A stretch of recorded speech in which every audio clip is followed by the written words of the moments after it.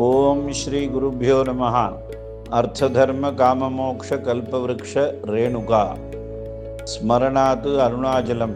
நினைத்தாலே முக்தியை தரக்கூடிய அக்னிக்ஷேத்திரமாக விளங்கக்கூடிய திருவண்ணாமலைக்கு அருகாமையில் மேல் சிறுப்பாக்கம்புதூர் என்ற கிராமத்தில் மகர்ஷி லலிதானந்த மகாஸ்வாமிகள் அவர்கள் 1947 ஆண்டு சமாதி அடைந்து உள்ளார்கள்.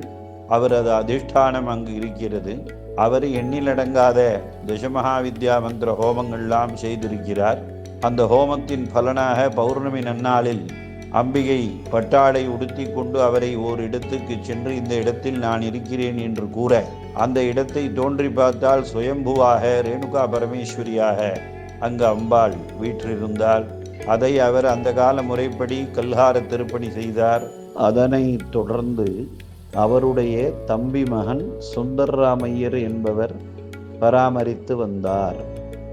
அவருக்கு பிற்பாடு விஸ்வப்பிரேம குருஜி என்று அழைக்கக்கூடிய மோதானந்த மகாஸ்வாமிகள் திருப்பணியெல்லாம் செய்து கும்பாபிஷேகம் செய்யக்கூடிய வாய்ப்பை நமக்கெல்லாம் கொடுத்தார்கள்.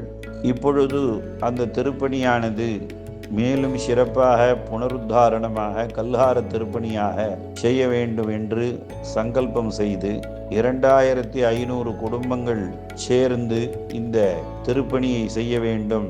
ஒவ்வொரு குடும்பமும் 25,000 ரூபாய் வீதமாக கொடுத்து பங்கேற்று கொண்டால் இந்த திருப்பணி சீக்கிரமாக நிறைவேறும் என்பதில் சந்தேகமில்லை.